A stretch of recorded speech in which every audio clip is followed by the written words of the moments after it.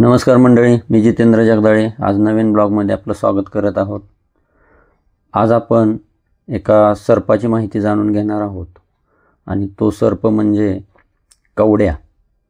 आणि महाराष्ट्रामध्ये हा उल्फ स्नेक इंग्रजी नावाने प्रचलित आहे। त्याचबरोबर आपल्या महाराष्ट्रामध्ये विषारी सर्प जो सापडतो तो म्हणजे मण्यार। तर ह्या दोन सापाची माहिती आपण आज कंपेअर करणार आहोत।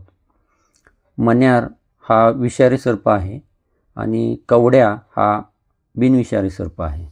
तर हे दोन्ही सर्प दिसायला साधर्म्य एकसारखे दिसतात। दोन्हीही सर्पांच्या अंगावरती पट्टे असतात आणि फक्त त्या दोघांचा कलर वेगळा असतो आणि पट्ट्यांची संरचना जी आहे शरीरावरची ती वेगळी असते। हे जर ओळखता आले तर त्या दोन्ही सर्पांमधला फरक आपल्याला लक्षात येणार आहे आणि तोच आपण या व्हिडिओच्या माध्यमातून जाणून घ्यायचा प्रयत्न करणार आहोत। तर काय होतं की ज्या लोकांना सर्पाचं ज्ञान नाही अशी लोक काय करतात, मण्यारला कवड्या समजून पकडतात आणि धोका होतो आणि लक्षात येत नाही की हा सर्प कोणता आहे। तर कृपया सर्वांनी लक्ष द्या की आपल्याला जर सर्पाची माहिती असेल तरच आपण तो सर्प पकडण्याचा प्रयत्न करायचा आहे, अन्यथा तो सर्प पकडण्याचं डेअरिंग करायचं नाही।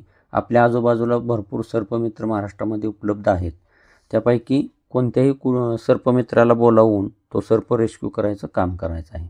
तर या ठिकाणी पाहताय की कोणताही सर्प असू द्या, विषारी सर्प असू द्या, बिनविषारी सर्प असू द्या, तर तो सर्प हँडल करताना असे ग्लोव्ज वापरले पाहिजेत। ह्या ठिकाणी पाहताय तुम्ही तो मला बाईट करतोय, परंतु त्याच्या बाईटनं काय होणार आहे की त्याचे दात माझ्या त्वचेपर्यंत पोहोचणार नाहीत। मान्य आहे की हा सर्प बिनविषारी आहे, त्याच्यापासून मला कुठल्याही प्रकारचा धोका नाही, त्याचं विष नसल्यामुळं ते माझ्या शरीरात जाणार नाही, माझा मृत्यू होणार नाही, म्हणून मी काळजी घ्यायची नाही का? कारण काळजी तर घेतलीच पाहिजे।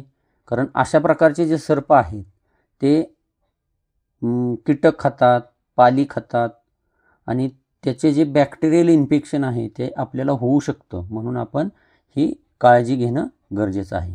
आता हा समोर पाहताय सर्प जो आहे कवड्या जातीचा सर्प, हा लक्षात येते की या ठिकाणी याचा ब्राऊन कलर आहे आणि त्याच्यावरती पिवळे आडवे पट्टे आहेत आणि त्याची जी डोक्याची संरचना आहे ती या ठिकाणी आपल्या लक्षात येते की त्रिकोणी, थोडंसं हलकंसं त्रिकोणी डोकं असतं आणि डोक्यापेक्षा मान त्याची जी आहे ती छोटी असते। परंतु मण्यार जो सर्प आहे त्याची जे डोकं आहे, डोकं आणि मान एकसारखे असते आणि डोकं त्रिकोणी नसते।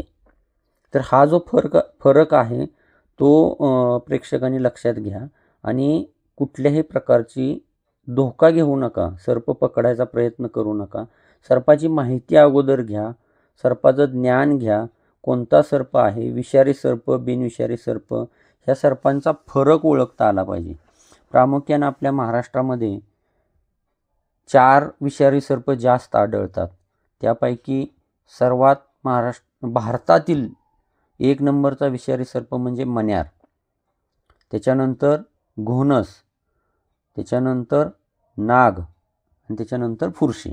तर हे जे सर्प आहेत ते ह्या सर्पांचं वर्गीकरण कसं आहे की सर्पामध्ये प्रामुख्यानं 3 प्रकारचं विष आढळतं, त्यापैकी सर्वात जास्त घातक विष असतं ते 2 प्रकारचं।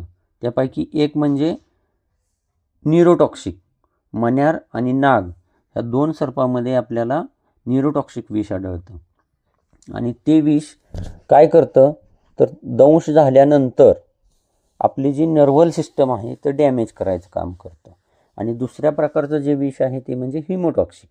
हिमोटॉक्सिक विष काय करतं की जे फुरशे आणि घोणसमध्ये आढळतं, तर ते विष काय करतं आपल्या हृदयावरती अटॅक करतं आणि आपल्या रक्तवाहिन्या बस्ट होतात, मांस सडायचं काम करतं आणि त्याच्यामध्ये माणसाचा मृत्यू होतो।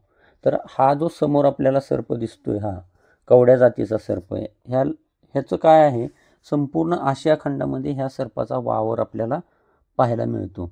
खूप सुंदर दिसायला सर्प आहे आणि त्याच्यापासून आपल्याला कुठल्याही प्रकारचा धोका नाही। पर्यावरणाचं संतुलन राखण्यासाठी निसर्गाने ह्या सर्पांची निर्मिती केलेली आहे आणि ह्याचं प्रमुख भक्ष्य आहे कीटक आणि पाली. तर आता या ठिकाणी तुम्ही बघू शकता आपल्या बाजूला जंगल दिसते. आपण एका घरातून हा सर्प रेस्क्यू केलेला आहे आणि आता याला आपण या निसर्गाच्या मुक्त वातावरणामध्ये सोडायचं काम करणार आहोत.